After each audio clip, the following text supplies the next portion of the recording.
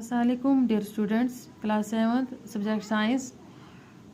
बच्चों, हमने अपनी पिछली क्लास में क्वेश्चन नंबर 2 के क्वेश्चन आंसर्स किए थे। तो हमने क्वेश्चन नंबर 4 तक बुक वर्क किया था। तो आज हम कुछ और क्वेश्चंस करेंगे। तो आप अपनी नोटबुक निकालें, पेंसिल और बुक का पेज नंबर 23 निकालें। तो आज हम क्वेश्चन नंबर 5 से आगे करेंगे। What are villi, what is their location and function. Villi किसे कहते हैं और ये कहाँ पर पाए जाते हैं और इनका काम क्या होता है।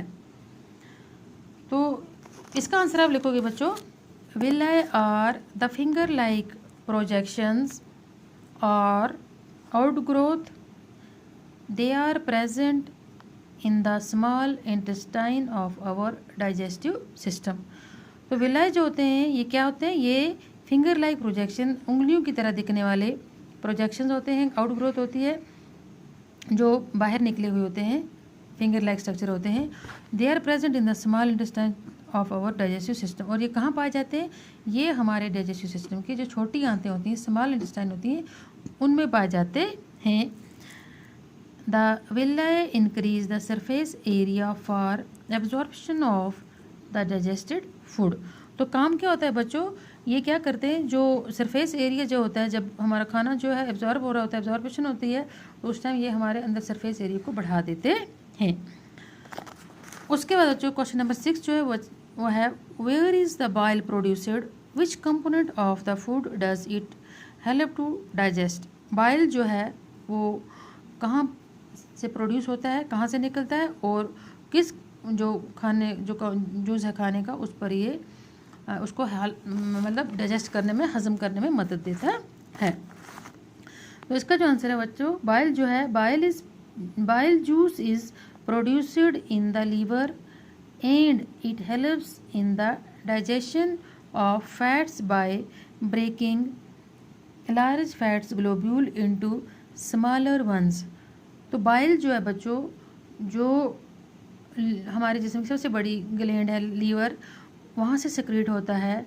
और ये किस में हेल्प करता है, जो फैट्स हम खाते हैं, लार्ज फैट्स को ये छोटे छोटे वैक्यूल्स में क्या करता है, ब्रेक करके छोटे छोटे उसमें बदल देता है। यानी कि ये जो लार्ज फैट्स होते हैं उनको ब्रेक करके छोटे छोटे टुकड़ों में ये कन्वर्ट कर देता है। और फिर सेवंथ क्वेश्चन है बच्चों, name the type of carbohydrates that can be digested by ruminants but not by humans, give the reason also. तो यहाँ जो ये क्वेश्चन पूछा गया बच्चों कि उस कार्बोहाइड्रेट्स का नाम बताना है जो रूमिनेट्स। तो रूमिनेट्स आपको पता है वो कौन से होते हैं, जो घास खाते हैं और फिर उस घास को वापस ला के जगाली करते हैं, जो जिस कार्बोहाइड्रेट को आसानी से डाइजेस्ट कर लेते हैं रूमिनेट्स जानवर, बट नॉट बाय ह्यूमंस, कि इंसान ऐसा नहीं कर पाते, उस कार्बोहाइड्रेट को नहीं खा पाते, नहीं खा सकते। गिव द रीजन आल्सो, आपको यहाँ ये भी बताना है कि ऐसा क्यों है। तो इसका जो आंसर है बच्चों क्वेश्चन नंबर 7 का, इसका लिखोगे कि कार्बोहाइड्रेट कौन सा है, cellulose is the carbohydrate that can be digested by ruminants but not by humans. तो सेल्यूलोज जो है वो एक ऐसा कार्बोहाइड्रेट्स है जो डाइजेस्टेड बाय रूमिनेट्स, जिसको रूमिनेट्स यानी कि जगाली करने वाले, घास खाने वाले जो जानवर होते हैं आसानी से उसको हजम कर लेते हैं, लेकिन इंसान में ये ऐसा नहीं हो सकता। इंसान इसे ना खा सकता है ना डाइजेस्ट कर सकता है, because humans lack cellulose enzymes required to digest the cellulose. तो बच्चों हमारे जिसमें ऐसे एंजाइम्स होते हैं, जो बहुत सारे ऐसे जैसे जूस होते हैं जो हमारे जिस्म से निकलते हैं। तो जो जानवर होते हैं उनमें ऐसे एंजाइम्स होते हैं जो इस कार्बोहाइड्रेट को, सेल्यूलोज को डाइजेस्ट कर सकते हैं, हजम कर सकते हैं, लेकिन इंसानों में ये एंजाइम नहीं मौजूद होते जो सेल्यूलोज को डाइजेस्ट कर सकें। इसलिए इंसान जो हैं वो सेल्यूलोज जो कार्बोहाइड्रेट्स हैं इन्हें नहीं खा सकते हैं। और क्वेश्चन नंबर 8 जो बच्चों, why do we get instant energy from glucose, यानी कि इंस्टेंट एनर्जी हो गया कि फौरी तवानाई, साथ में जो एनर्जी हम हासिल करते हैं वो जो है ग्लूकोज से हम कैसे हासिल करते हैं। तो ये क्वेश्चन हमसे पूछा गया है क्वेश्चन नंबर 8। तो इसका आंसर आप लिखोगे बच्चों, glucose is a simple sugar which is easily absorbed by the blood vessels. तो ये जो ग्लूकोज जो है बच्चों, ये एक सिंपल सा शुगर है जो आसानी से हमारे ब्लड वेसल्स जो हैं इसे जज़ब कर लेते हैं, ऑब्जर्व कर लेते हैं। Whereas other carbohydrates are first broken and down. तो लेकिन जो दूसरे कार्बोहाइड्रेट्स हैं उन्हें पहले क्या किया जाता है, ब्रोकन डाउन किया जाता है इनटू ग्लूकोज, किसमें, ग्लूकोज में, एंड देन एब्जॉर्ब, उसके बाद एब्जॉर्ब होता है। Hence glucose gives instant energy, इसलिए ग्लूकोज जो है ये हमें फौरी तवानाई देता है। तो ये जो थे बच्चों ये कुछ क्वेश्चन थे। तो क्वेश्चन नंबर 8, अब आप बुक पे ही कुछ हमारे यहाँ इन्होंने कुछ फिल इन द ब्लैंक्स हैं, आपने इसमें लिखना है।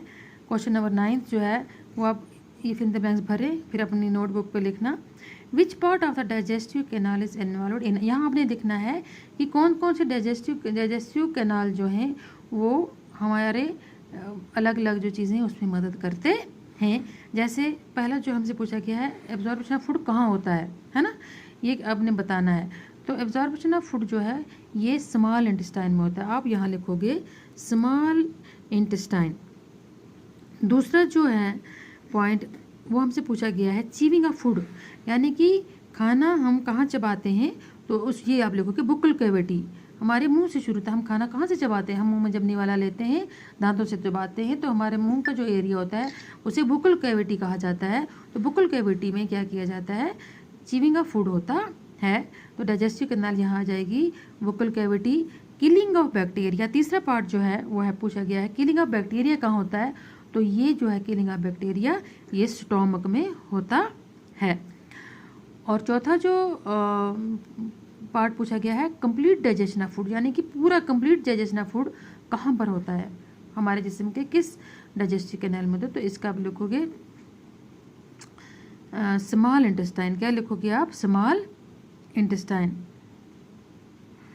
और चौथा जो है पांचवा वो आपने लिखना है फॉर्मेशन ऑफ फीसिस, यानी कि फीसिस जो है पेशाब जो वो कहाँ पर बनता है, तो इसका आप लिखोगे लार्ज इंटेस्टाइन। ये हमारी बड़ी आंतों में ये जो है फॉर्मेशन ऑफ फीसिस होता है। तो यहाँ तक बच्चों ये हमारे क्वेश्चन नंबर 9 था। तो आप अपनी नोटबुक पे इसे अच्छे से क्या करें, नोट कर लें, और इंशाल्लाह हम कुछ क्वेश्चन जो हैं अपने नेक्स्ट क्लास में करेंगे। अल्लाह हाफिज़।